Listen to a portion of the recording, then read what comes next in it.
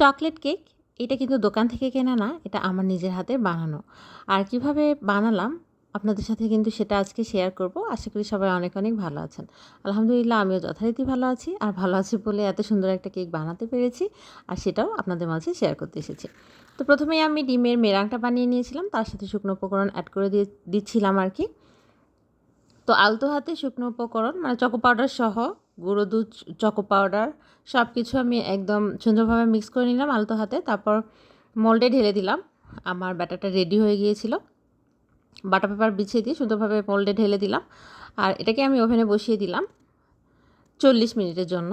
আর তারপর অপর দিকে আমি চকলেট গানাশটা তৈরি করে নেব। এর জন্য আমি প্রথমে চকো পাউডার, একটুখানি ময়দা, চিনি আর তার সাথে লিকুইড গাভীর দুধ, সাথে কিন্তু বাটারও অ্যাড করতে হবে, এতে গ্লেসি একটা ভাব আসে। তারপর একটুখানি জাল করে নিয়েছিলাম। তারপর চকলেট গানাশটা কিন্তু আমার রেডি হয়ে গিয়েছিল।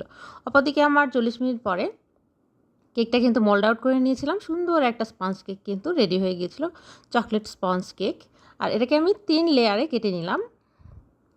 কেটে নেওয়ার পরে প্রতিটা লেয়ারে আমি সুন্দরভাবে ক্রিম দিয়ে একদম কভার করে দিলাম। তার উপরে কিন্তু প্রত্যেকটা লেয়ারেই আমি চকলেট গানাশটাও দিয়ে দেবো, এতে করে খেতে কিন্তু অনেক বেশি ভালো লাগবে। আর দিয়ে দেওয়ার পরে একটুখানি সমান করে দিয়েছিলাম। তারপর পরের লেয়ারটা দিয়ে দিলাম, উপরের লেয়ারটা বিছিয়ে দিলাম। আর তারপর একইভাবে কিন্তু এটাকেও আমি ক্রিম দিয়ে কাভার করে নেব। তারপর তার উপরে আবারও চকলেট গানাশ দিয়ে সুন্দরভাবে কাভার করে দিলাম। তারপরে আরেকটা লেয়ার দিয়ে দিলাম। যেহেতু 3 লেয়ারের কেক ছিল, 3টা লেয়ার একে একে বিছিয়ে দিলাম আর সুন্দরভাবে কাভার করে নিলাম। উপরের লেয়ারটা একদম সুন্দর করে কাভার করে নিয়ে এই তো আমি কেকটাকে কিন্তু এভাবে ফিনিশিং করে নিয়েছিলাম। কেকটা ফিনিশিং করা হয়ে গিয়েছে। এবার কিন্তু এটাকে ডেকোরেশন করার পালা। আর প্রথমে আমি চকলেট গানাশ দিয়ে এভাবে একটু একটু করে উপর থেকে ছড়িয়ে দেব আর নিচে একটু একটু করে চলে আসবে।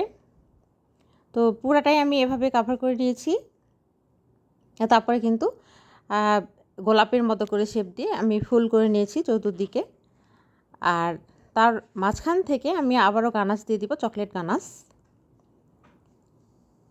আর সাইড থেকে কিন্তু আমি দিয়ে দিলাম চকলেট গানাশ দেওয়ার ভিডিওটা আমার অ্যাকচুয়ালি মিস হয়ে গেছে, তো সেটা দেখাতে পারলাম না। কিন্তু দেখে নিশ্চয়ই বুঝতে পারছেন উপর থেকে কিন্তু চকলেট গানাশ দিয়ে আমি কাভার করে দিয়েছি।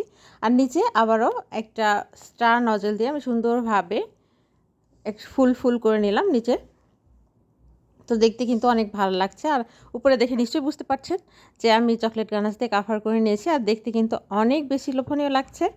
আর আমার লেখাটা আসলে অনেক খুব একটা ভালো হয় না, লেখাটা প্র্যাকটিস করা হয়নি। মানে লেখা ভালো, কিন্তু আমি আসলে ক্রিম দিয়ে লেখার সময় আমার একটু প্রবলেম হয়, এ কারণে লেখাটা ভালো হয়নি। তো এটা একটা বার্থডে কেক ছিল, চকলেট বার্থডে কেক। তো কেমন হয়েছে আমার আজকের এই কেক ডেকোরেশন?